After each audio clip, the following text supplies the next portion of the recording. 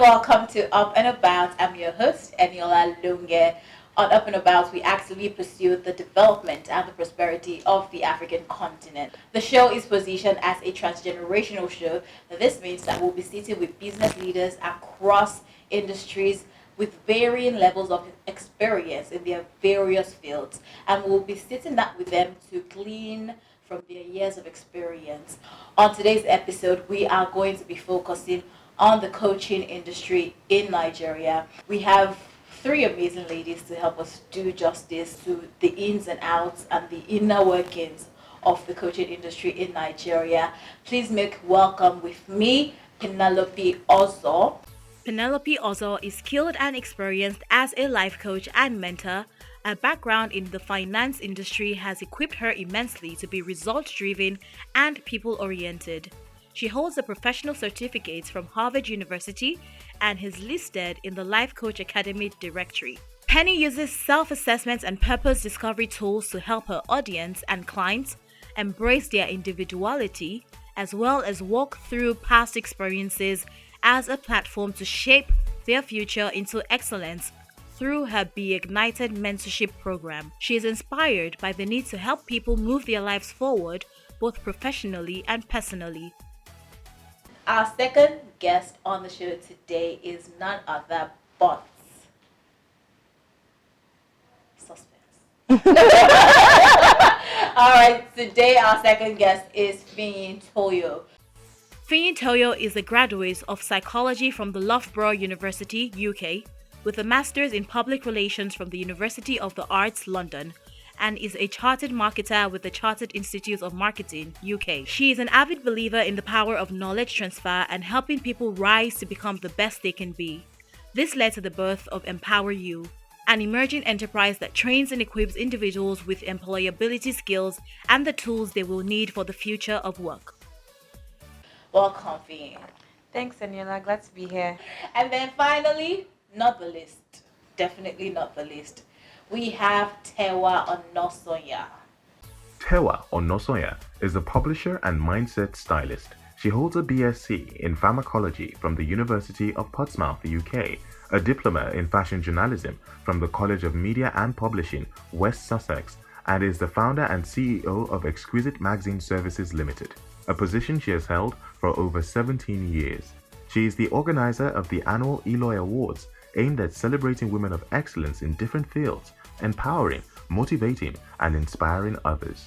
She is the author of Rule Your Mind: How to Style Your Mind to Live the Life You Desire Intentionally. Welcome, Tewa. Thank you. Great to have you here. On the episode today, we're going to be talking about the importance of having a coach, if it's important or if it's not, whether or not the industry is oversaturated, whether a newcomer can find their space and their own and create a niche for themselves in the industry. So all this and more we're going to be talking about on this episode of Up and About. But before we go into the juicy details and before we start, giving all the gems out, we're going to be going on a short break and we'll be right back.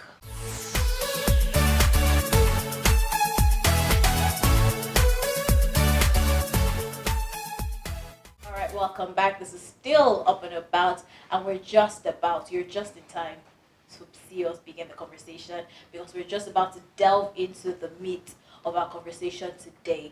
So, ladies, are you ready? Yes. Okay. Okay, so I'm going to start with Fiyin.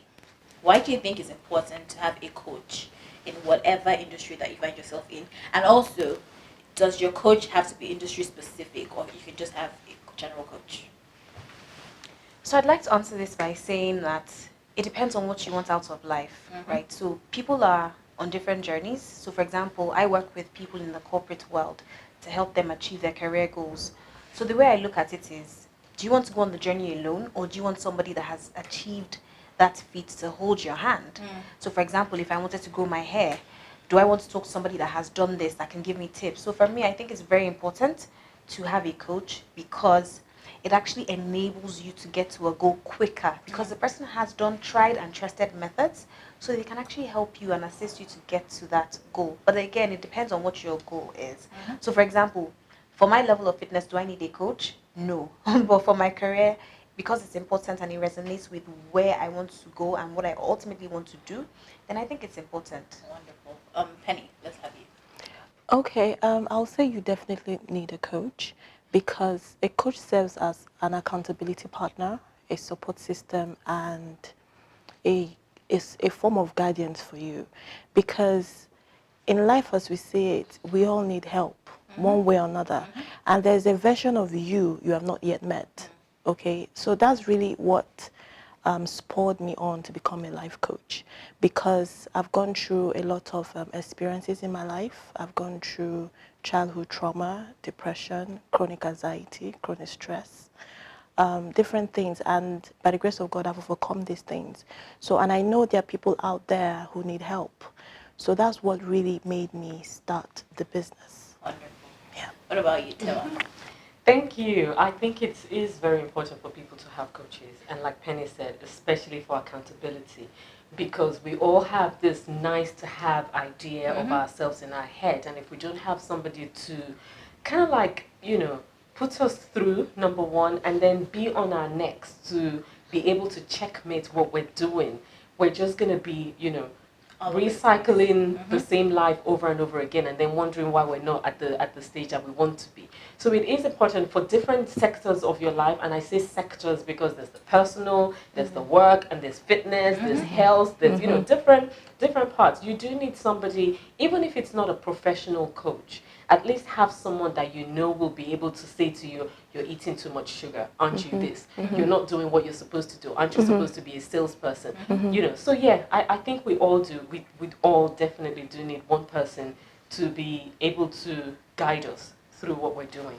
Wonderful. Yeah. So Penny already touched on this. So she talked about why she is in the life coaching business because of the experiences that she has had in her life.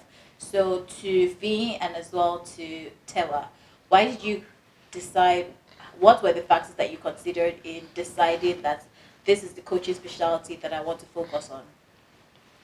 Tewa, you can go first. Okay, all right. So before I started my coaching, and I call it styling actually, mindset styling side of me, I'm actually an entrepreneur. So I've been in business for about 17 years. It will be 17 years in September. And yeah, thank you very much. And so starting the business as a coach, as a mindset stylist, came out of me finding out more about myself. And it was a case where, yes, I knew who I was to a certain point, but I discovered another version of Tewa, and I'm like, oh my gosh. And then with research and everything else, I discovered that actually we can all always discover better versions of ourselves if we are tuned to the fact that there will be better versions of ourselves. That's how my mindset journey, my mindset styling journey began. I say, be ye transformed by the renewal of your mind. So you need to change your mindset, and the mindset is the biggest. Yeah, it's the biggest. Wonderful, wonderful. So well said, and I think that is so true. And so, we discover new things every day, and I think if discovery of inventions and other things are being made every day, I think that it's only normal. It's only expected. And so, what about you, Fiyin? So I would say I chose coaching. I would say coaching chose me. Come on. And what I mean by this is, I moved back to Lagos in 2012, and I moved back on the 1st of November. Within a month, I had a job, and I had just started going to church there, and people would say, oh, you have a job already? I've been looking for a job for 1 year, 2 years, I haven't gotten anything. And I say, okay, send me your CV, let me see, if something comes up. And what I noticed was when people did send their CVs just didn't look good. And so when I reviewed it, I would say to them that this is the reason why you don't have a job. There are jobs out there, but you're just not getting it because of your CV. So I would just say, okay, change this. And the number of people that I worked with, almost all of them got jobs almost instantly, just from those tiny changes. So that's basically the form it took. I didn't just say, oh, I want to coach, and then picked a discipline. Okay. No, it happened organically, from helping people one-on-one to going to a place where I'm now coaching, even thousands of people. And so what I want to ask is, what structures have you been able to put in place to enable you to make money from the coaching industry? So initially when I started and people said, look, you're not going to be able to take on as many clients as possible if you're going to keep on doing this thing for free. You need to start charging. And I just said, hey, but people know that I've been doing this. How do I start to say no to people? So what I did is exactly what you said. I put structures in place. So for example, I started a CRM database where, when you're coming on board, I've got your name and what service you want to do. So now there's price list. So if you want to do something, there's official emails, official social media channels, a website. So I am interacting with you on a business level. So I had to put that in place. So when people say, hey, I want to get my CV revamped, I just send them the SOP, which is, it takes 3 working days, it costs XYZ, send us your payment. Once we confirm it, your CV will be ready in 3 days. So once I put in those formal, standard operating procedures, I put in the right systems, websites, email, I started to hire, then I found that things just sort of, went through very, very easily and quickly. And I also invested. So I find that a lot of people that want to start to commercialize are afraid of investing. So I spent a lot of money in terms of the tools that I use. Because I have a database of over 10,000 people. I can't use regular emails for that. So I have to use a proper email, exactly, like a mail sending tool platform. Even for my invoices, I have to have an automated site that does that for me, that does reminders. And also, one of the things that I've recently done is I also have pre-recorded content that people can access. So I had to get an online school for that. All of that costs money, but when you make those investments, people will see the value and the benefit that you're giving them, and so they will be able to pay. And for me, it's taking off really well. I mean, I think there's a statement that goes, you have to spend money to make money. So True. if you're looking to make good money, then you better be spending money as well. And what about you, Tewa? So, I said I've been in business for 17 years. Yes. Okay, so when I started business, that's Exquisite Magazine, I came in from a pharmacology background. I was a clinical data manager when I worked for a few pharma. When I started my business, I had no structure at the beginning. So running the magazine for such a long period taught me that for you to make any sensible for you to build anything with a new business, you need to have the structure in place. The structure is like the foundation needed to propel the business. Exactly. So that informed my decision when I started my mindset styling business, because then I knew that, okay, I had to get the foundation right, and that was building the structure. And like Fiyin said, if you're not investing in yourself, how are you going to convince other people to invest in what you're selling? So I had to invest in myself, not only training myself on my coaching part, but also learning different other things associated with the business of life coaching, because it is another kettle of fish on its own. So putting the structures there, at the moment we're only two on that on that arm of the company, but the structures are in place when people make inquiries, how to book me on a how to schedule an appointment, how invoices get sent out, all the different packages that we offer, just like Fiyin said as well. It was very, very important to get the structure right. That's That amazing. you don't That's care, amazing. Yeah. And I think that is something we need to learning from our past mistakes. Oh, yeah. Exactly. And I think you've done that very well, because you said what the mistake was, and you said the lesson that you learned, and now how you have applied that lesson to your future, to your present endeavor. What about you, Penny? Okay, I actually didn't just start off as a life coach. I worked in my other life. I worked. I love it. My other life. I worked in. I'm telling you, I worked in the banking industry. I was there for close to 2 decades. Okay, so it was at the point of transitioning. Then I started investing in myself. Wait, hold on, please. Yeah. 70 years. 22 decades, 20 years in the banking industry. And you guys, you came back in 2012. You guys don't look like the years you have mentioned. Like, no, this is food. Good food, right? I say Jesus juice. I'm telling you. What's your own secret? Holy Communion. Okay, please go on. All right. So when I made the decision to, actually, prior to that time, I've always done it, but informally. People always just come to meet me, ask for advice, pick my brain, for years, I always kept saying, one day I'll be a coach, one day, but that term, someday, One day, Yeah. that word just really destroys dreams, So I had a rude awakening, I had serious health challenges, and I'm like, look, I need to be in charge of my life. So that's when I took that decision. So I threw myself into it. and I started investing in myself. I got certified. And you know, the coaching industry is a knowledge economy. Yeah. So I had to keep reading, studying, you know, I just poured myself into it. And then I created the social media platforms to put my content out there. Funny enough, for my banking background, I'm techie. So I created my website myself. I just did a lot of things myself, you know. And then I put, like if you go to my Instagram ID or page, you can just click on it, pay for whatever content you want, click on it, hit my website, and just get in touch with me. And there are different packages there, so you just look at it and say, okay, this is what I want. Then you pay, and that is that. So I don't have to bother myself, you know, everything just being automated, you know. So that's how it started.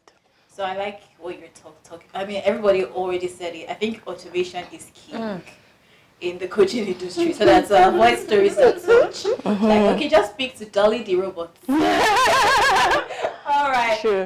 We are still going to talk about, you know, the biggest challenges that you have faced as a coach, and then we're also going to talk about. I mean, we already talked about this a little bit, but we're just going to keep this one a secret, okay?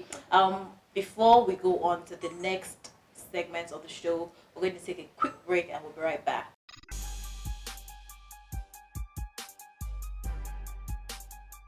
You know how they say the best time to plant a tree was 100 years ago, Yeah. the next best time is now? I feel sometimes when I think about the progress I've made in the last year, I feel like crying because I feel like when I started this small scale, I should have actually gone full throttle 7 years ago when I was doing this. Did you know? 1. 60% of coaching clients are under 45 years old. 2. Females account for 67% of coach practitioners and 66% of coaching clients. 3. Western Europe, North America, and Eastern Europe are the top locations in the world utilizing coaches. 4. The International Coach Federation is the leading global organization dedicated to advancing the coaching profession. 5. Switzerland is the first country to have a regulated coaching industry. Now you know.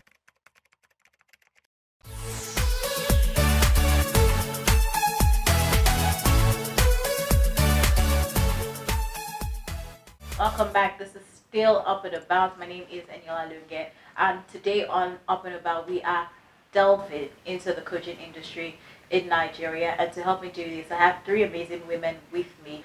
So, ladies, what would you say has been the biggest challenge that you have had to face as a coach, and how did you overcome it? Penny. Okay. First of all, I'll say staying power. Because, you know, I was transitioning from paid employment. I was transitioning from a safe environment. Okay, and being an entrepreneur, it's unpredictable. It's not rosy, you know. So I'll say staying power, okay. But when I get up in the morning, I remember my why. Okay, that I want to help people. So that's what keeps propelling me. And then secondly, I would say I had to move out of my own way because I'm a recovering perfectionist. So I had to, like, you know, go for progress instead of perfectionism. Okay. And I learned to celebrate my small wins. Yes. You know, so that has been my journey so far. So I think that a big win is almost not going to be appreciated if you do not appreciate the small wins Yeah. that led up to that The big one. big True, win. true. So I think appreciate your small wins, guys. Your Yes. small wins, guys. It is Definitely. what leads to the big wins in the, you know, at the end. So let's have you Fiyin. Okay. First thing, mindset. This is where I needed Tewa. So, if I'm being honest with you, you know how they say the best time to plant a tree was 100 years ago, Yeah. the next best time is now? I feel sometimes when I think about the progress I've made in the last year, I feel like crying because I feel like when I started this small scale, I should have actually gone full throttle 7 years ago when I was doing this, because I know that I would have covered a lot of ground in these 7 years. So I think the first thing was my mindset. I was like, oh, you know, I just a lot of self-doubt. Why would I even do this? So I think that was the first thing that needed to, that was my big challenge, was the mind. But the second thing was scale. So when I actually started, I was working with people one-on-one, and I've got a full-time job because I still work in corporate. So it was quite difficult in terms of bringing clients on board, because what I realized was that I couldn't, for my particular type of coaching, I couldn't really hire because people wanted me because of my It's like thing they heard about. yeah, so who is this person you're bringing? So they wanted Fee. So I couldn't figure out how to get Fee to talk to thousands of people. That was the biggest challenge for me because I didn't have the time, because I work 9 to 5. I've only got weekends and evenings, but also in terms of just the ideology of, okay, how do I scale up, or how do I drive scale to be able to reach thousands of people? So that was a big challenge. But thankfully, over the last year or so, I've been able to crack that and developed a way for me to be able to give bite-sized pieces of feed to people that want it exactly in the thousands. So those were my two challenges: the mindset and driving skill. Yeah, nice. Okay, so challenges. I would say the first one is also the mindset, even though I'm a mindset stylist. I mean, you have to all have conquered your own mindset to be able to person. help other people. Yeah. So the thing is, in as much as you feel that you might be able to do something, there's still this voice at the back of your head that's saying that, Can you really? can You remember really that do time it? Can you really do it? Now, aside from the fact that can you really do it, it's like, you want to help people, just do it for free, just do it for free, just, you don't need to charge people. And that came from a limiting belief of the fact that I was uncomfortable talking about money. So I had to overcome that mindset about not wanting to talk about money, and about the fact that, hello, you do know your onions, so, spread the word out and speak to people about it. Another challenge I would say is the fact that the knowledge business, even though it's a billion-dollar business or billion-dollar industry, a lot of people don't understand it. Yeah. A lot of people don't understand the fact that you do need a mindset stylist, because there are days where even me as a mindset stylist, there are days where I would just be there and your mind will talk to you and mingle with you, and you just be like, oh my gosh. So the knowledge industry is kind of like a fresh industry, but no time like the present to let people know that this is an industry that has come to stay, and you need a coach in your life. So that is another challenge of people understanding the fact that you have to have a coach. The knowledge industry, yes, it's knowledge, it's intangible. Yeah. You can't feel it, but you can't touch it, so to speak, but it's something that you feel. So it's explaining that and letting people know that this exists and it has to be a part of everybody's life. Wonderful. So based off of all that we have said here today, Tewa, Yes. can you please tell us about your book? Rule Your Mind. Yes. I have a book out. It was published in 2018 called Rule Your Mind, How to Style Your Mind to Live the Life You Desire Intentionally. So I wanted to let people know that if you can fight the good fight and rule your mind, conquer your mind, because the war starts and ends. The battlefield, it starts and ends in the mind. But if you can, just put that effort in ruling your mind, everything else will fall into place. That's how the book came about. Everybody is on autopilot, letting their minds rule them. But you have to be intentional and deliberately say to yourself that I am going to be the ruler of my mind and dictate to my mind what I want it to think and what I want it to feel, to be able to create the life experiences that I want. That's how the book came about. And it's on Amazon, so if people want to buy it, and it's also in the link in my bio. Okay. Other two ladies, do you guys have any trainings that you're doing currently that you want to tell the audience about? I don't have a book. Okay. I'm not an author yet. Yes. It's gonna come. Yes. Exactly, yes. By God's grace. But right now we have a series of training modules that we have on our website, basically helping job seekers or professionals get the jobs that they really want. So one of the things that we know is that when we meet Nigerian graduates or professionals and you say, hey, you want a job, what sort of job? They say any job. Yeah, that's the common thing. So we're trying to move people away from just wanting any job to actually fulfilling their purpose by working in a job that makes them happy. When I go to work, when I wake up every morning, I feel happy because I'm doing groundbreaking work. So we have all of those available on our website or the link in my bio on Instagram. Okay, I actually have a book in the works. It's called thank you.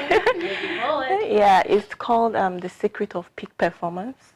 Okay, because people always ask me, okay, how do you get so much done? Why are you so productive? So I was able to put a book together to how you can boost your results in lesser hours. Okay, and there's something I wanted to point out when she said about the mindset.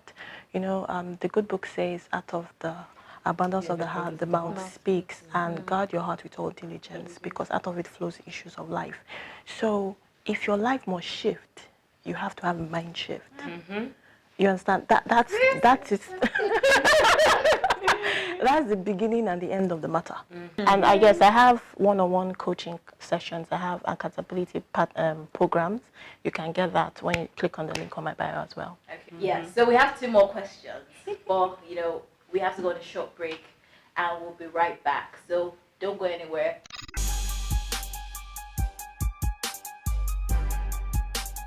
So I say to people all the time, and to my kids especially, don't ever think that the world is saturated. Don't ever think that there's no point. It's too much. There's too many people doing something, because we all bring a unique thing to the table. I can't be you. You can't be me. I mean, you can never be Tewa. How to succeed in the industry. 1. Get a coach. 2. Never stop learning. 3. Put some structure to your service offerings. 4. Don't be ashamed to sell your services. 5. Cultivate excellent listening skills.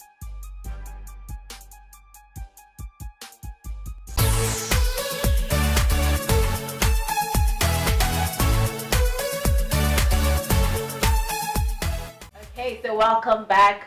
Thank you for sticking with us on Up and About today.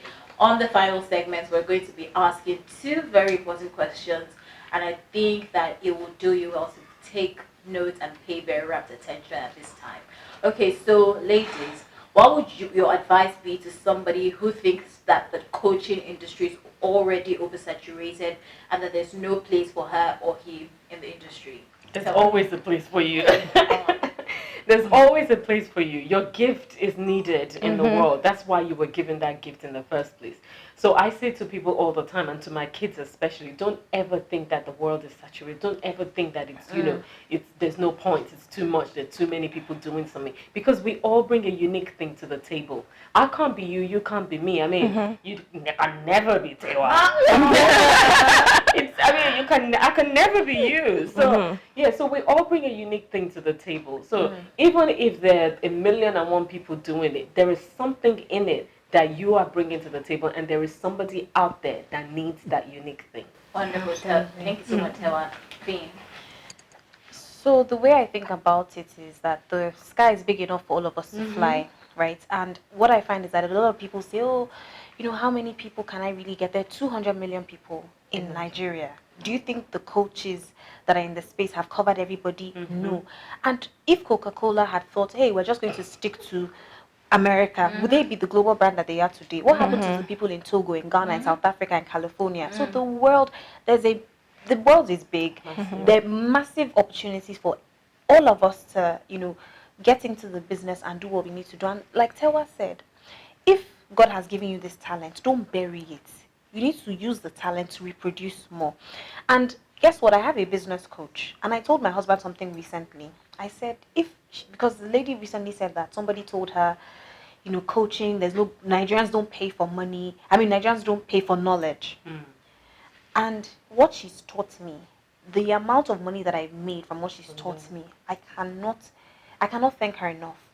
And so imagine if she did not take that opportunity, it would have affected me and thousands of other business owners that she has helped to mentor. So wherever you are, sitting in your home, thinking, oh, the place is saturated, you need to get out there, because there is somebody that is waiting to hear your message. And that's what I really believe. So no, it is not saturated. There are billions of people in the world, 200 million in Nigeria if you are shy. So there is enough space for all of us to fly. Get in. Thank you so much. We all have work to do. And every day somebody is having a child. Somebody is being born into the world. And problems are masked. There are issues to be dealt with. Okay? And we all have talents. We all have giftings and skills that God has given us that we need to shine that light. So why hide it under a bushel? Come on. You know? Thank you so much, Penny. So final question for today. What is your top advice for being all that you were created to be? Let's think on that. Shake the pot. Top advice. Believe in yourself. Believe in yourself. Yeah. If you don't believe in yourself, nobody else will. Wonderful. Penny, let's have you. Okay, as a business leader or as a professional, you should seek to be better. It's a given. You are made for more, so go for it. Toyo. Okay. So, I once heard someone preach, and he said that a man on purpose is a man unkillable, and that resonated with me so strongly because it means that if you are fulfilling God's work for you, then it means that in the line of that duty, that you're serving God, you're doing what you need to do, so it's almost like you're on track, right? So that's the first thing is I have a higher purpose. I'm not just here to pay bills. It's for me to realize that there's more to life than just, in quotes, living day to day, right? And then the second thing that always resonates with me is anytime I go to bed, when you pray and you thank God, I'm specific about things I'm thankful to God for, and I mention people, and I always say, is somebody thanking God for me right now, right? And I find that since I started my coaching, lots of people send me messages to say thank you so much, I'm so grateful to you. So there is somebody that is waiting to pray to God to say thank you for Fiyin or Penny or Tewa.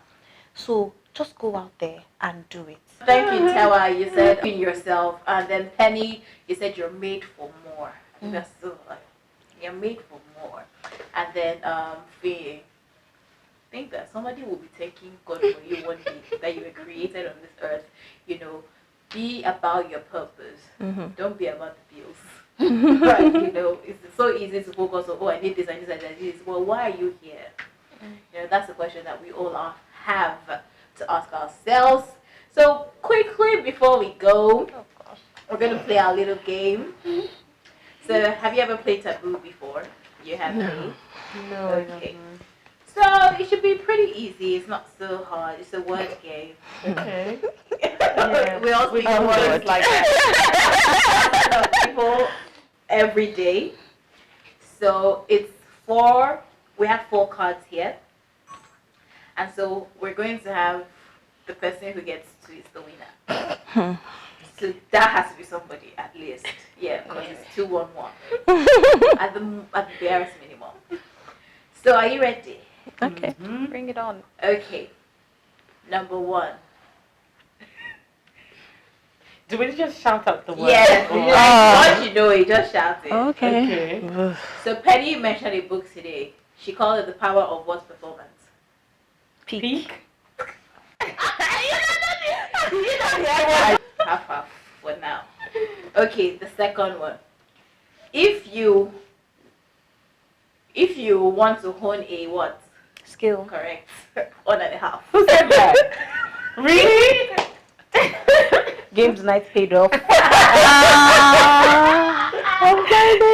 I see you. Okay, let me see. Which one should I do first? Okay, so when you want to encourage somebody to be different, you say what to be different. Aim. Another one. Strive. Another one. It's like prodding the person Encourage. on. Try to be different. Prodding the person on. You're like, Be proud. It's one word. it's one word. So dash to be different. Courage. Oh, that's to be. Dare to be different. Correct. Dare to be different. So she's like.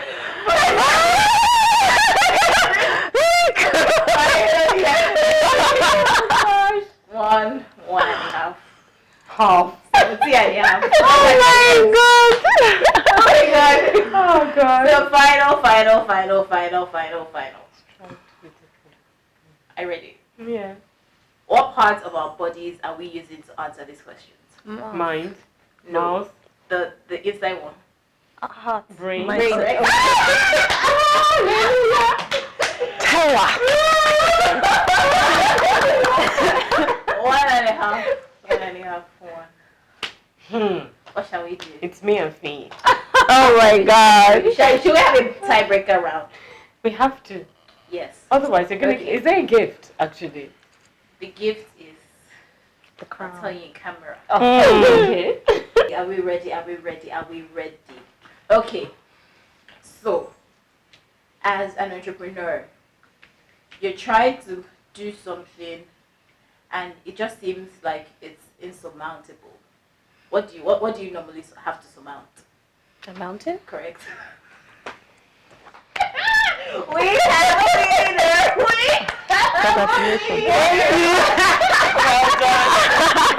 Oh, that was so good. So I think if you want to improve your English, you should definitely try to make that. Yes, I think so.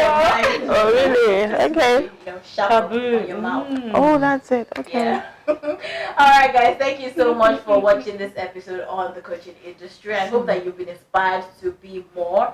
I hope that you have found out that there's actually more to you. I hope that you've been inspired to, be different, dare to be different. And whatever phase you are in life, know that there is always a newer, better version of you that you are yet to meet. And so you need to give yourself the opportunity to meet that version of you. Alright, so that's all the time we have today on Up and About. I'll see you same time next week.